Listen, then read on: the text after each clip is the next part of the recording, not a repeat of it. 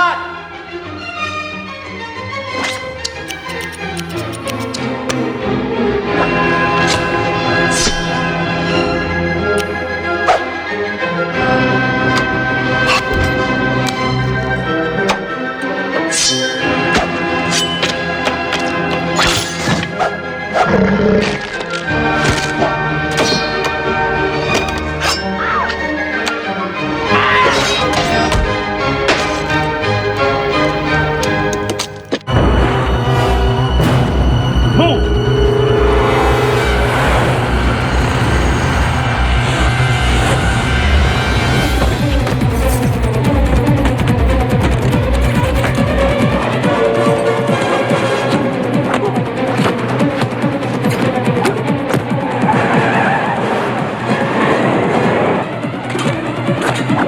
What makes a movie is the editing.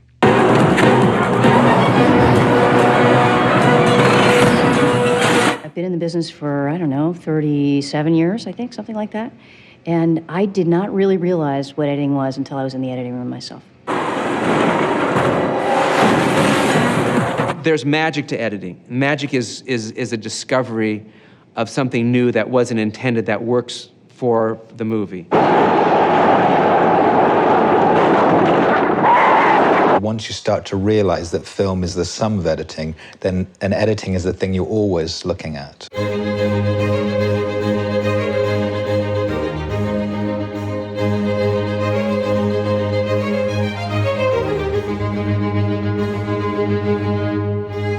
Showtime, folks. I think great editing skill will protect a director from suicide.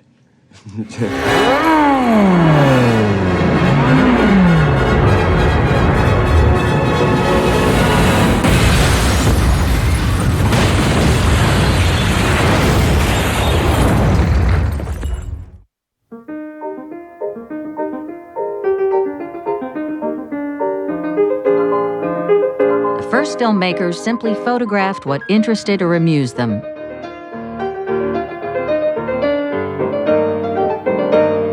They held a shot until they got bored, or the film ran out.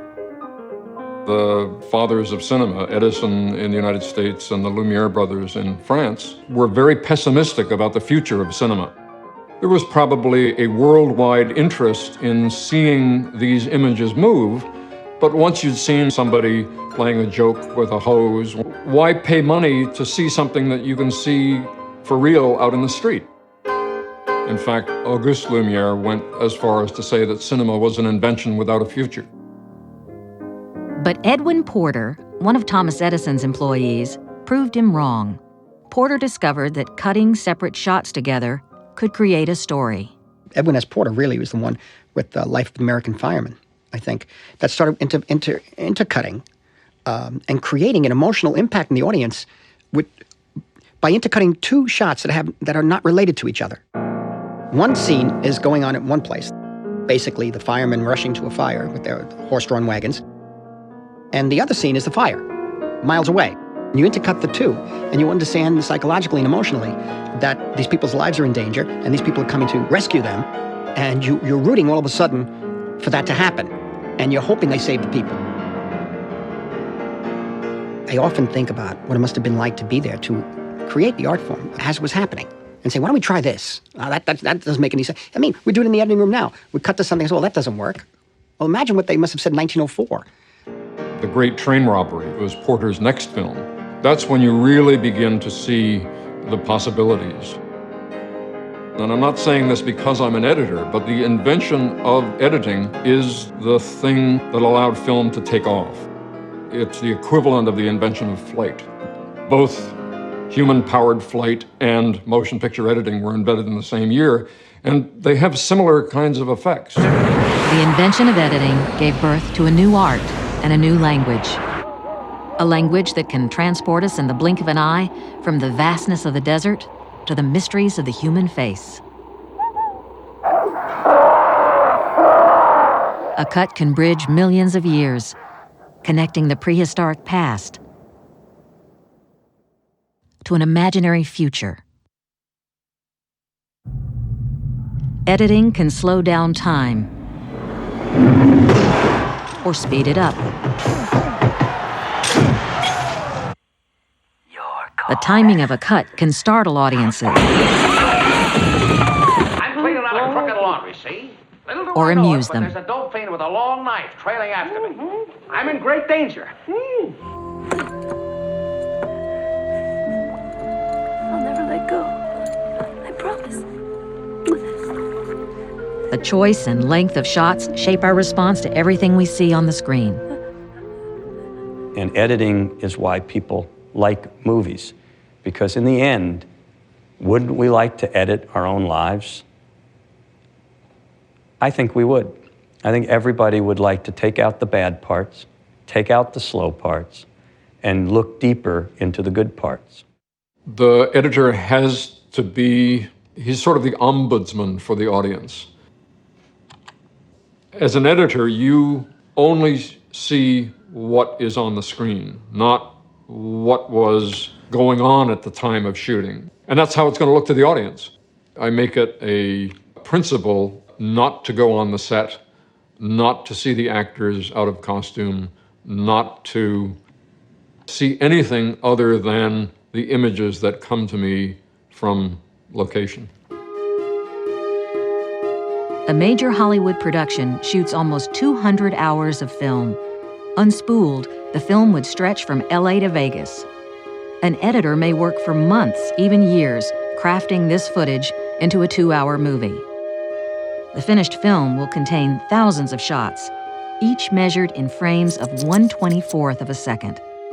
For a writer, it's a word, all right? For a composer or a musician, it's a note, all right? For an editor and a filmmaker, it's the frames, all right? And you know, the 1 frame off or 2 frames added or 2 frames less is the difference between a sour note and a sweet note. It's the difference between clunky, clumsy crap, all right, and orgasmic rhythm. Verna Fields made many good contributions to Jaws. We all refer to Verna Fields as Mother Cutter because she was very earthy and very maternal. She cut her films at her house, in her pool house in the San Fernando Valley, and it was a very Hamish kind of workplace. The shark didn't work as well or as often as it was supposed to work according to the screenplay. That's the spot. We had a contest where Verna would stop the moviola on a frame where she wanted to make the cut, and I would stop it where I wanted to make the cut. And if ever we stopped it on the same frame that had already been marked with a grease pencil X, we knew that was the right frame on certain things where we didn't agree. And all of our disagreements always happen with that darn shark. Verna was always in favor of making less to be more. And I was trying to squeeze that one more, because it took me days to get the one shot. So I'm going back to, I'm on a barge for 2 days trying to get the shark to look real. And the sad fact was the shark would only look real in 36 frames, not 38 frames. And that 2-frame difference was the difference between something really scary and something that looked like a great white floating turd. Out of my way.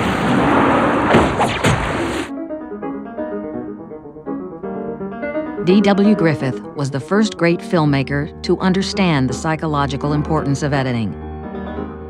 Working a decade after Porter, he did more than anyone else to advance the storytelling tools Porter had developed. Griffith invented and popularized techniques that established the basic grammar of film. His melodramas were the first to draw audiences into the emotional world of his characters. He certainly was the first man to use the close-up in a big way. This was revolutionary. It was so revolutionary that the producers, when they saw this, were aghast. They thought, you can't put this picture out like this. You can't cut to this big, ugly shot of somebody. First of all, we're paying for this actor, this actress. We want to see their whole body. We don't want to just see their face. Second of all, the audiences won't know what to respond to. They're going to be all confused. Well, the proof is in the pudding, and the reality is that the audiences were not confused at all. Griffith brought it together in one magnificent film, Birth of a Nation, and we saw the accumulation of sort of 10 years of editing knowledge put into a movie. And all of a sudden you had not only had close-ups, but you had flashbacks, parallel action, and you had all sorts of things that he used to make the audience, his attention focused on a certain part of the frame. D.W. Griffith established the tenets of classical film editing. And classical film editing relied on the concept of the invisible cut, in which action would always be continuous and fluid and moving. The goal was to mask the cut so the audience wouldn't notice and could forget that they were watching a movie. Let's take another look. Notice how the gesture matches from one shot to the next? Griffith's seamless editing is still practiced today and was the dominant editing style in Hollywood movies for decades. At last. Look again. The cut is so smooth that it's barely noticeable. It's all for telling the story. And all you want to do is get the person emotionally invested in the story. So it becomes this invisible craft. We call it the invisible art.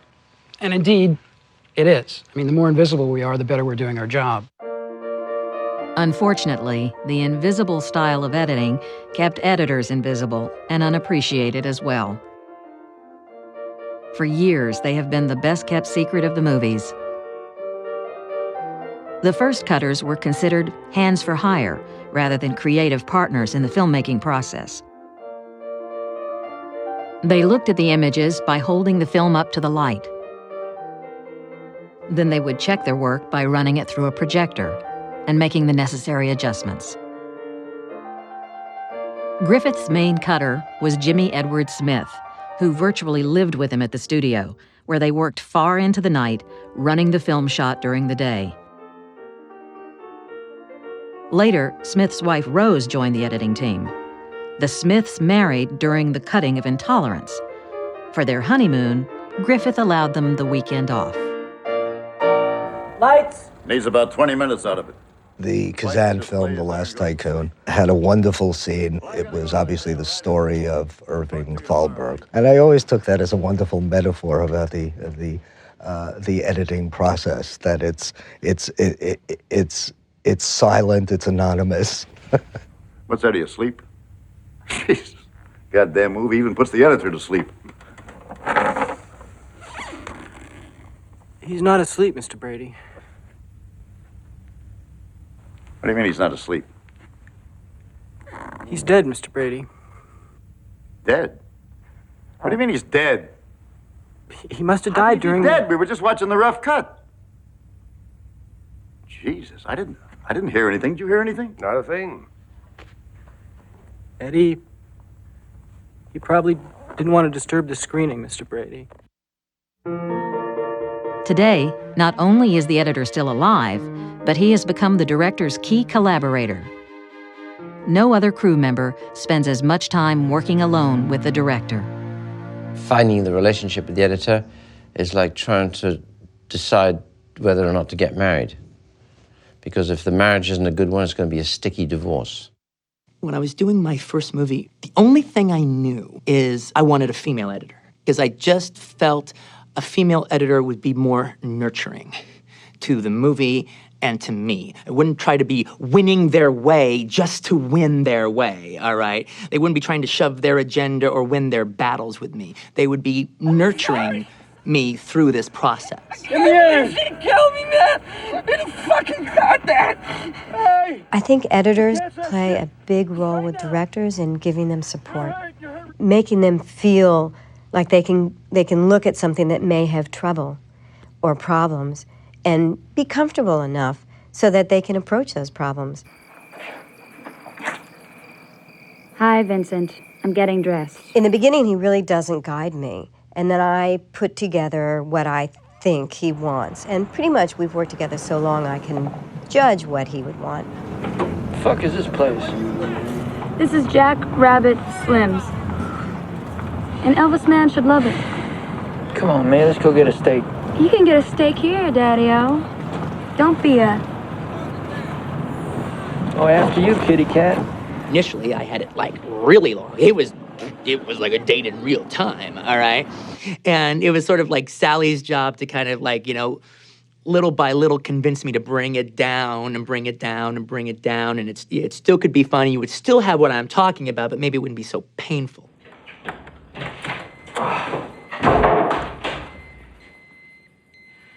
He did want it to feel very much like a date, and it was very long at first, and we just had to kind of live with it for a while.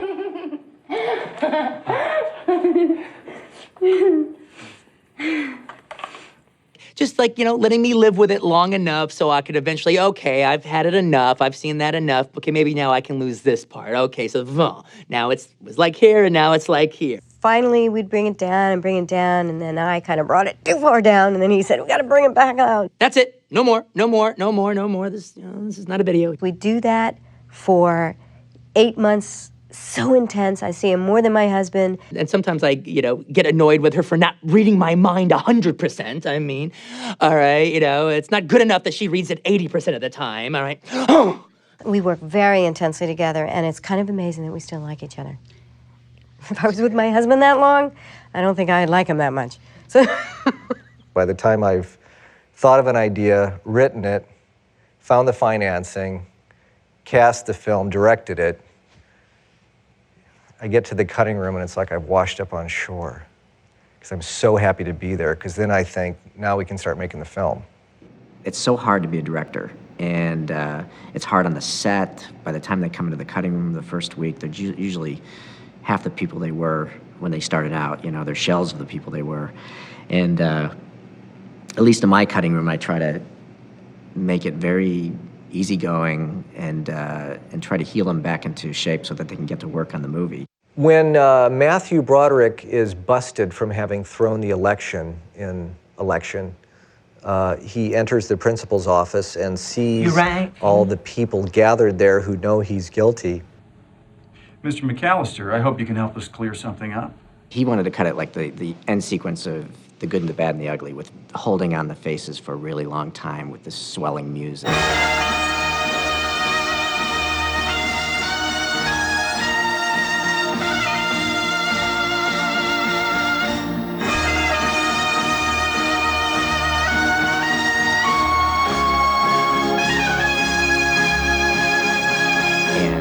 I was like, no, let's cut it really fast and build to a climax. And I didn't want to do that. I thought it was cheesy and would call too much attention to itself. And he just wouldn't want to do it. He wouldn't want to put it in the movie like that. So finally I said, I'll pay you $25. And I said, no, let's not do that. I go, okay, 50. And I said, no.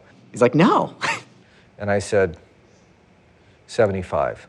So he even gave me an invoice, and it says I owe him $75. So I paid him $75 to cut it in.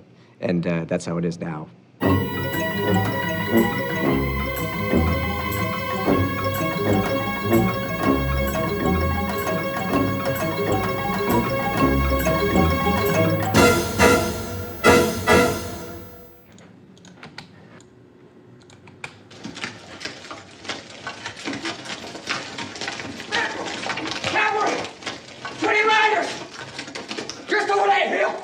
There's a mismatch here, and I'm going to have to determine whether this is a problem or not, because Brown is looking toward camera, but when we cut, he's looking up off to the left.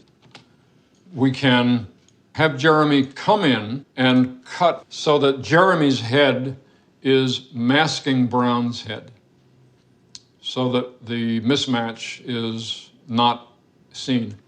And now I'm going to mark this frame, and I'm going to get rid of this area, which is 1, 2, 3 frames. And now I'm going to look at it in context and see how it looks. Good. You have to have the personality that enjoys that. It's almost like making little pieces of jewelry, that patience of the individual shots and how they're crafted together. But at the same time, you have to have an appreciation for the larger picture and how these shots fit into the larger picture of the scene, and then how the scene fits into the larger picture of the sequence, and how the sequence fits together with the larger picture of the whole work, and then how the work fits together with society. So it's a boxes within boxes within boxes.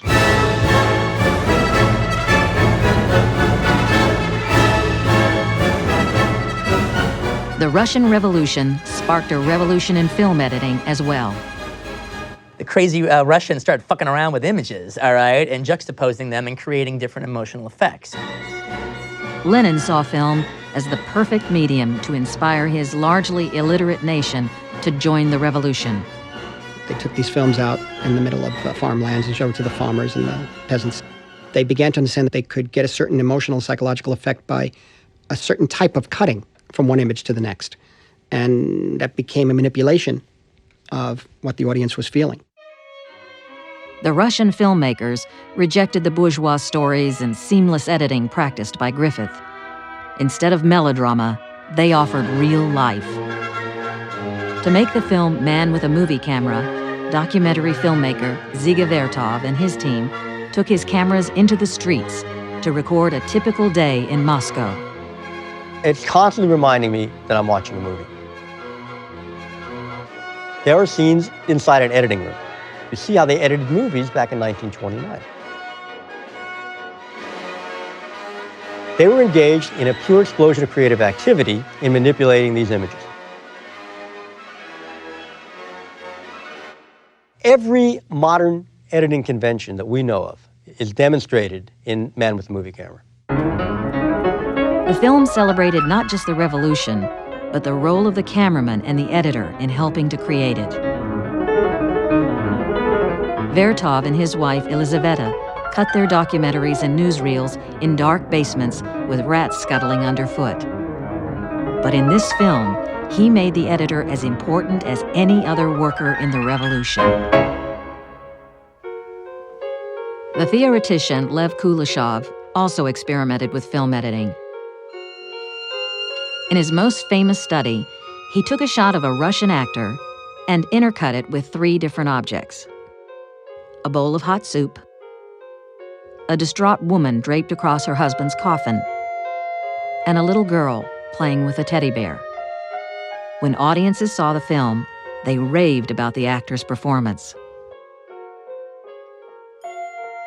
How hungrily he looked at the soup. How sorrowfully he gazed at the woman. And how tenderly he watched the little girl. But actually, it was the same expression each time. Now, this demonstrates the power of juxtaposition, the power of montage, by taking one shot and another shot to give it a third meaning. And the third meaning is an effect, an emotion that's much greater than the sum total of the 2 parts that put it together in the first place. And this is the basis of all editing, by the way. One of Kuleshov's contemporaries, Sergei Eisenstein, combined these experiments with Marxist ideology to create films of revolutionary fervor. He saw editing like history, as a clash of images and ideas. The meaning of the film was not in the shots themselves, but in their collision. When 2 elements are in conflict, he argued, their collision sparks a new meaning of higher order. Where Griffith tried to hide his cuts, Eisenstein reveled in them.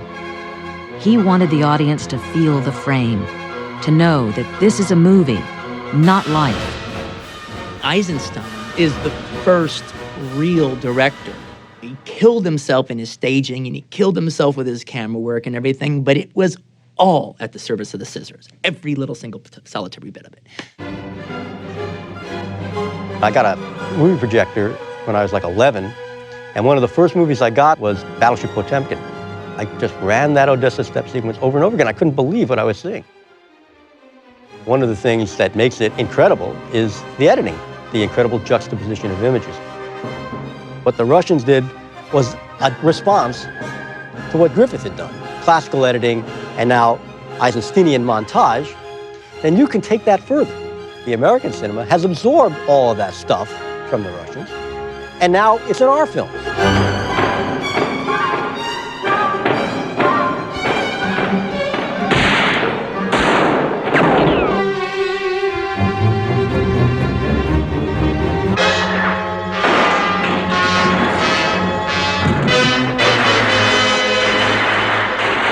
The fact is that many of these techniques have been appropriated into what we do every day as editors, right here in Hollywood, California, making action pictures. Because we are also trying to get a response from the audience. We are also trying to get them to rise out of their seats, rise out of their complacency, but not necessarily for revolutionary purposes, but just to really have a great time in the movies. You've got suspense and you've got action, and I've found a good combination in the two Terminator films was to have a suspenseful build-up to an action release.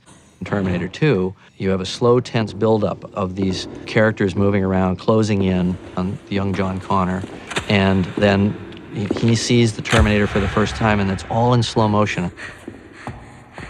And I like to use the slow motion in the build-up, where it has this kind of protracted, dreamlike or nightmarish quality, and then there's a cathartic break, and then it kicks into gear. Get down.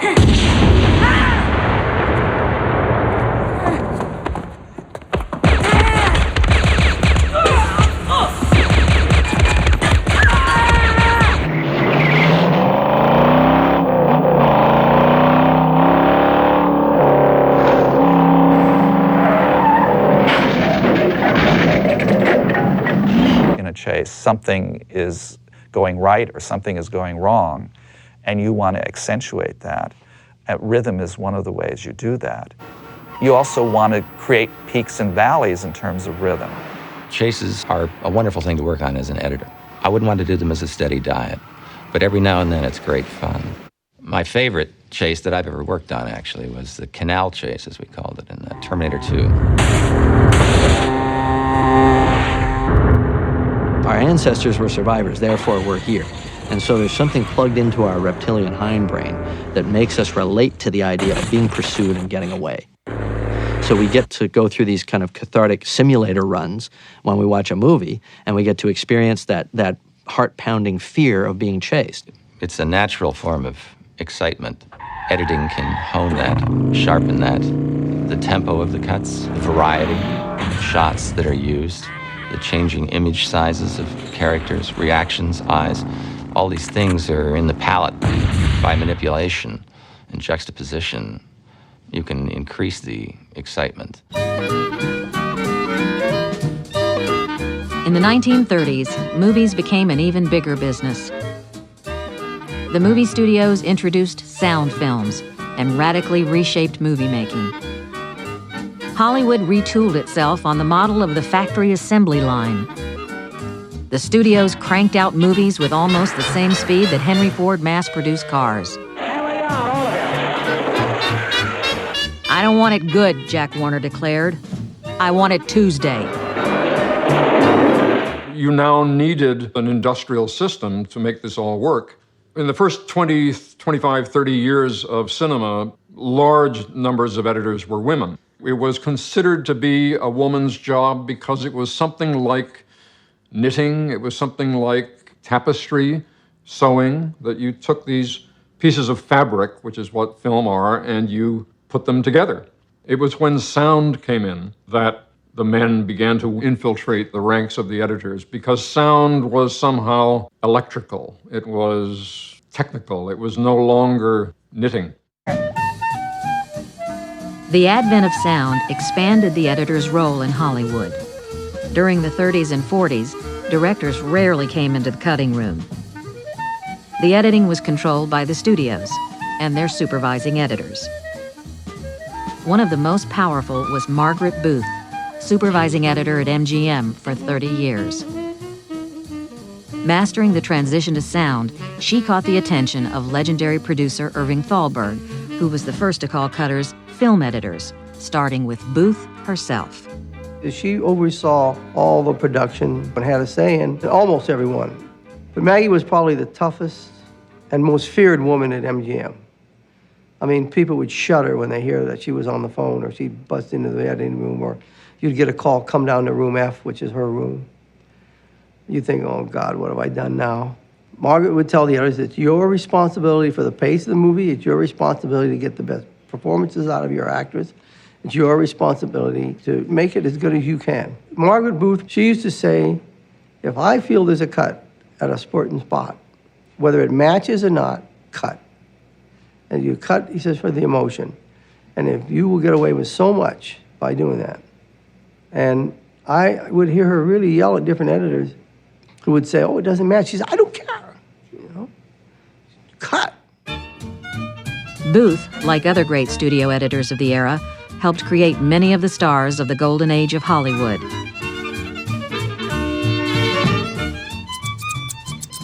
Editors today are still doing the same. We totally control the performance of an actor in the cutting room, actually.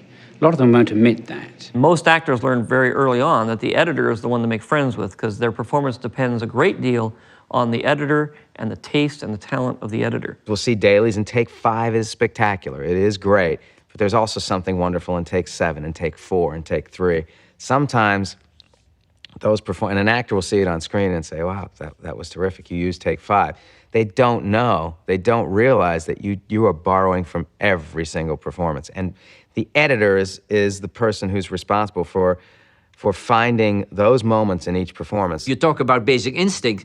I think to a large degree, the great performance that Sharon is giving there is also constructed by Frank.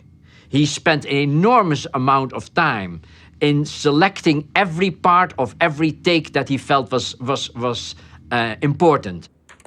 In cutting the interrogation sequence, using the basic scenes that were back and forth from the dialogue, the scene would be fairly dull. What are you going to do? I had to create her looks and his looks. They were manufactured. They weren't really shot that way. I would take a piece of Michael looking at her from a different part of the scene and a piece of her looking at him from a different part of the scene. I don't make any rules, Nick. I go with the flow. Sharon asked if she could see it, and I said, yeah, it's done. And Sharon came upstairs and said, you must remove that scene.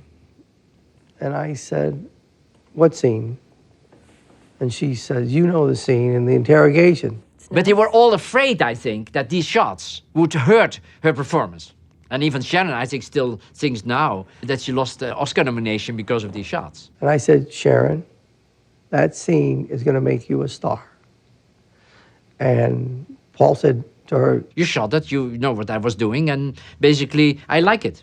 And it works. And then, that's history. I always find the editor has more objectivity than the director, because the editor wasn't on the set. The editor didn't cast the movie. The editor didn't do the storyboards. The editor didn't inundate him or herself with a year and a half of pre-production. So the editor is has the most objective eye in that creative environment.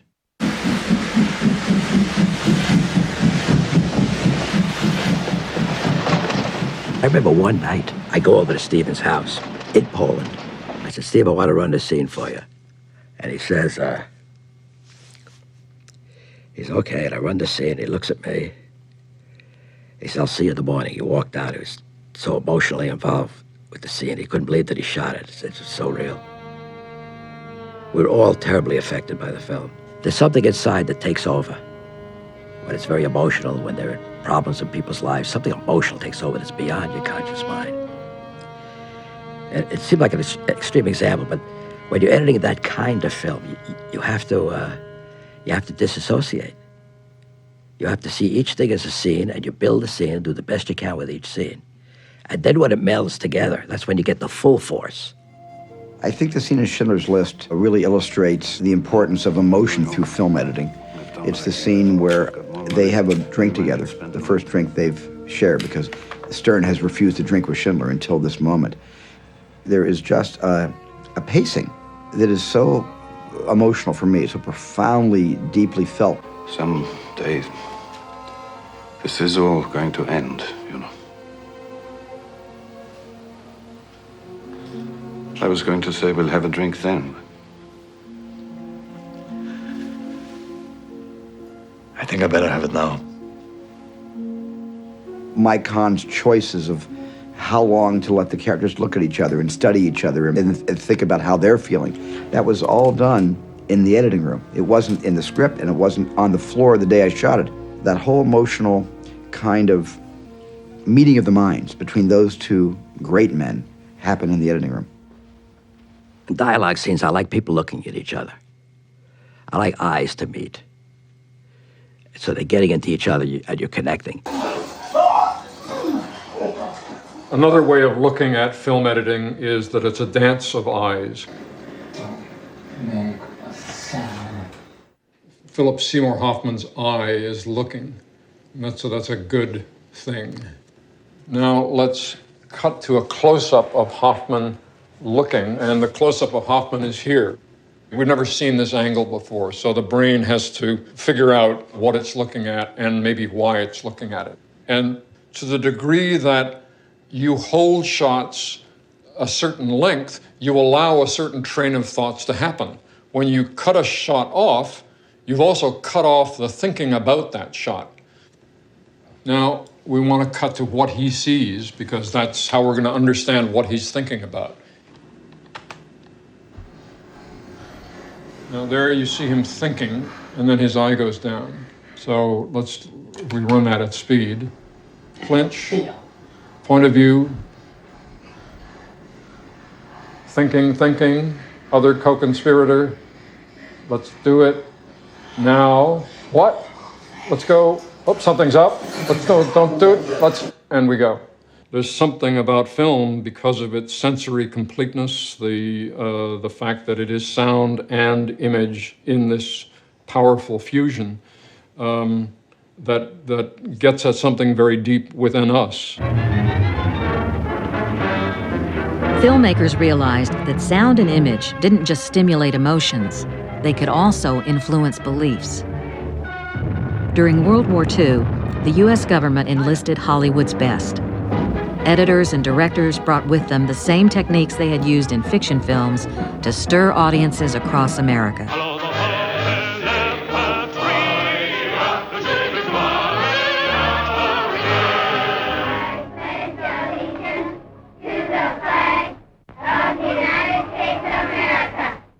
The Hollywood recruits applied their skill to American propaganda films, such as Why We Fight. Both German and American political leaders recognized how powerfully sound and picture can manipulate audiences. One of the most infamous examples of film used for political propaganda was Triumph of the Will. Director Leni Riefenstahl used sound, music, and masterful editing to make Adolf Hitler into a god. In uns marschiert Deutschland und hinter uns kommt Deutschland! When the Allies went to war against Germany, British editor Charles Ridley re-edited the same footage to turn Hitler into a fool.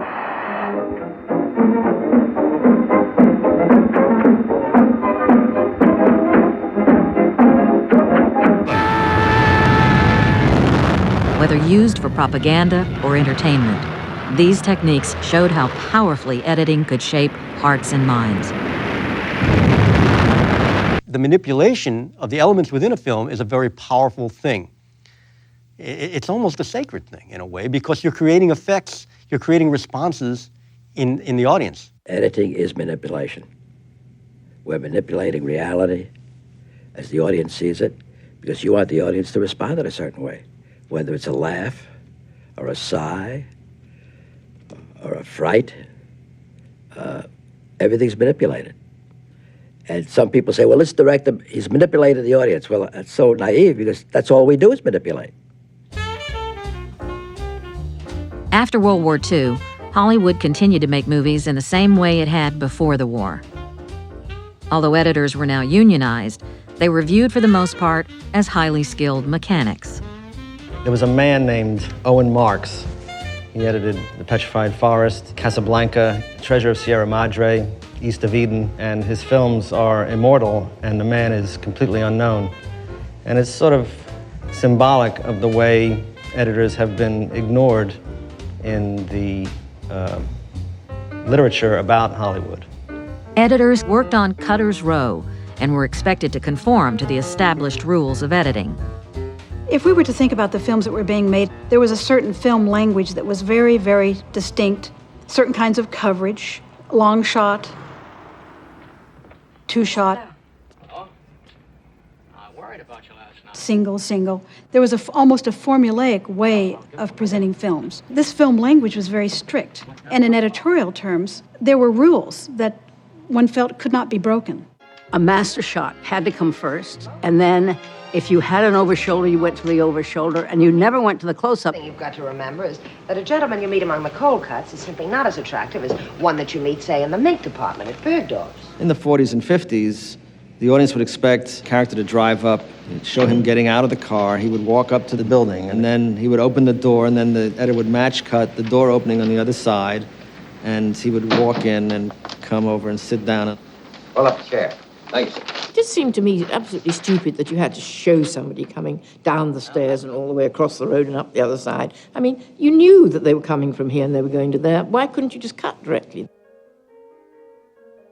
Oh là là, Michel? Je peux entrer? Oui. In France, a group of film critics turned directors also challenged the doctrine of invisible editing and launched a revolution among editors. When I first saw the French Nouvelle Vague, I instantly loved it. I loved the idea. I loved the way they edited and thought I would like to cut like that. J'aime une fille qui a une très jolie nuque, de très jolis seins, une très jolie voix, de très jolis poignets, un très joli front, de très jolis genoux. You know, Godard used jump cuts because it was like, well, why not? You know, there's nothing interesting happening in this middle part, so let's just go to a jump cut. When I saw Breathless, I was staggered at Godard's brutality. What they brought to editing was a breaking of the rules. Whatever books that said this is how it had to be done, they burned them. Breathless is too hip for me. I come from Lower East Side. I'm an Italian-American guy. It's too beatnik. It's like, you know, bohemian. It's too cool. I liked it. I don't know what the hell was happening in it.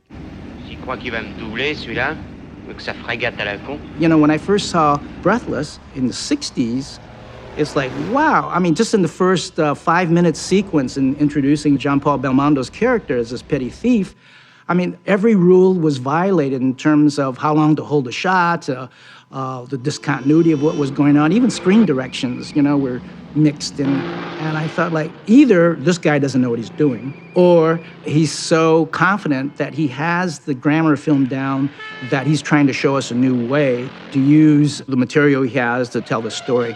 There were some films that really changed our perception of what filmmaking was, and certainly it affected what editing was. I mean, I think one of those seminal films is certainly something like Bonnie and Clyde. Some people say I broke those rules first. I certainly did not. I mean, the Russians broke those rules, and the Germans broke those rules. This was nothing new, but it was new for Hollywood. Several editors have had big impacts on me, have influenced my thinking. Dede Allen certainly is one who has taught me that. Don't be afraid to take a chance on doing something that doesn't seem like it's going to work. When Beatty and Faye Dunaway get to know each other, they're standing on the street corner, and she says, "I don't believe you robbed banks." And he said, "Yes, I do. Look at my gun." And he pulls it out and holds it to her on the street corner. And that could easily have been done with the tilt down to the gun, the pan over to her hands fidgeting with a Coke bottle, up to her face. But it was done in her eyes look from him down, gun, back to him. It keeps you on edge. There's the excitement, there's the danger, there's the eroticism in not being able to fully get every moment because you're cutting it off and you are not allowing the moment to come to fruition. Bonnie and Clyde was much more violent than anything we'd done because basically the Americans like violence much more than we do. Well, it was shot in so many wonderful ways because this is the scene that Arthur intended to be cut in this fashion. The fact that it was so beautifully executed right from the very first cut. Jerry Greenberg was my assistant, and on the last scene, I left Jerry alone with that scene, and he did all the primary editing on that. All I did was tighten it later.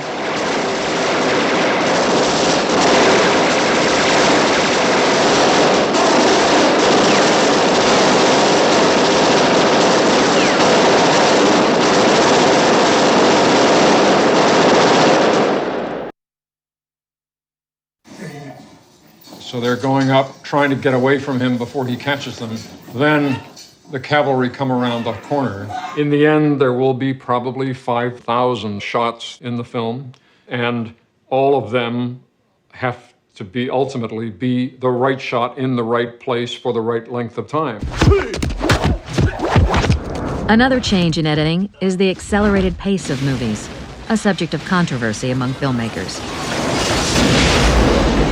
An encounter with two swords 30 years ago would have been probably done in a master shot and a couple of exchanges. Today, that encounter could evolve into 200 shots. Split second eye blink, a blade going into a chest, slight movement of a wrist. So the audience is taken right down into this roller coaster ride of minutiae, and that's what they want.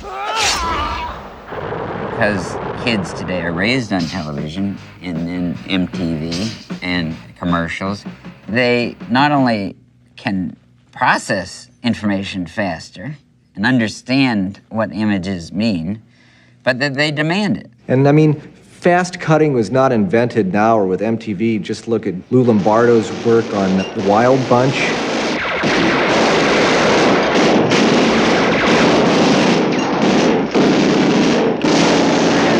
Sometimes a cutting style is effective inside of a movie to shake you up and rattle your soul, but consistently to have that style pounding away at you like a metronome on high speed for 2.5 hours is a little bit, at least for me, maybe I'm just getting old, but it's a little bit debilitating. Now, it doesn't bother my kids, because my kids were raised on 30-second commercials and on MTV and VH1, and they were raised on video games. I feel like I was born 80 and I'm growing backwards. So now I'm somewhere around 27, I get a tattoo, and I'm feeling closer to a generation that has learned to absorb information at a speed that was heretofore unthinkable, and where their rhythms are well more hungry than a traditional narrative pace. What I'm afraid of is the tendency for everything to go by quickly. And I'm afraid of what it does to the culture. A sense of consuming something and throwing it away, as opposed to being enveloped with something. Taking the time to see and experience time in a different way.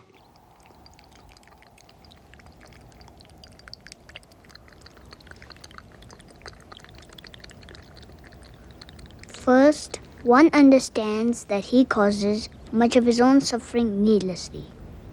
Second, he looks for the reasons for this in his own life. To look is to have confidence in one's own ability to end the suffering. Finally, a wish arises to find a path to peace. For all beings desire happiness. All wish to find their purer selves.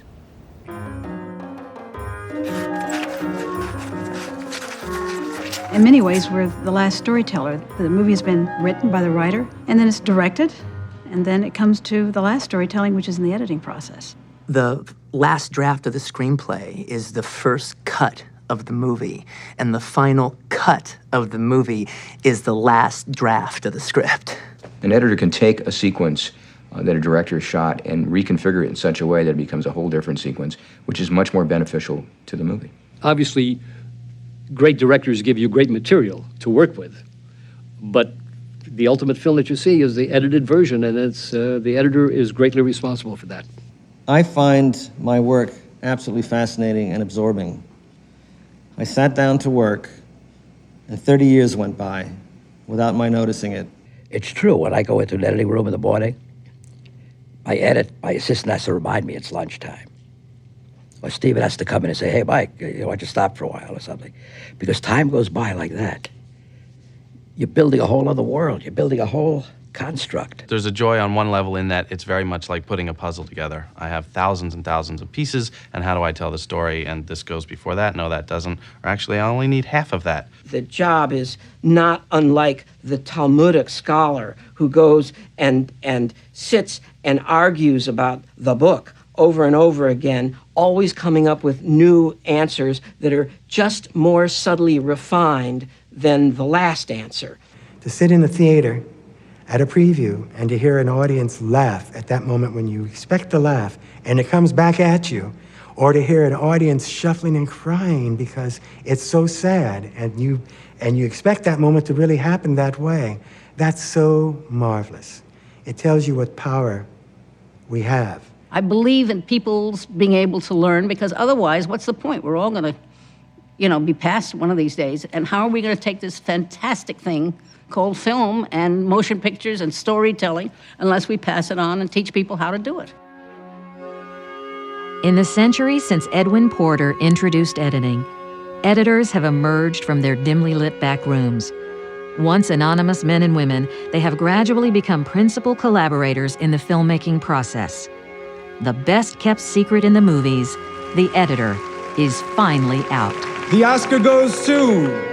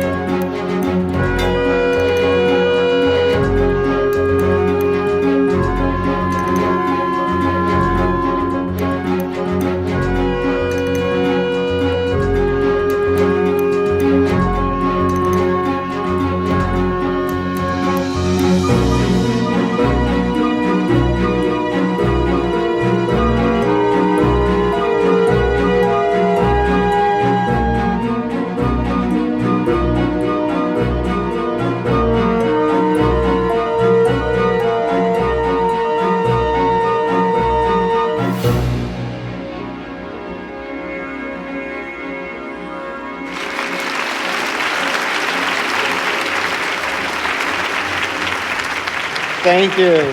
Thank you so much. You know, Stephen gave me my my first editorial advice. I don't know if you remember this or not, Stephen, but Stephen produced I Want to Hold Your Hand, my first movie, so talked to him about a lot of things, but when it came to editing, he said, hey, Bob, real easy. When in doubt, cut it out. And, I've been saying that in the editing room, as you guys know, for all these years. Stephen also was able to, when I was making that movie, Stephen just bought like his first mansion in Beverly Hills. And he said, hey, I got this great pool house. And you guys don't have to edit on the lot where there's no windows in the editing rooms. You guys can edit in this pool house. And we said, hey, that's great. So we went in the back of Stephen's house and we were editing I Want to Hold Your Hand in the pool house. But the strange thing kept happening. We'd get there in the morning and the editors would pull the reels off the racks and all the sprockets would be torn up and there'd be like ripped film. And of course, you don't have to, think very far to figure out what was really happening. So I asked Stephen about it one day, and he said, well, sometimes I can't sleep, and so I thought I'd go up to the pool house and run a few reels. But what happens in any room? You sit around, you talk about girls, and you talk dirty, and you lie on the couch, and you enjoy yourself, and you eat chocolate bars. And like I said before, when somebody hears a director coming, you throw everything away, just stand up straight like you're working and you're doing everything. And that's what editors do.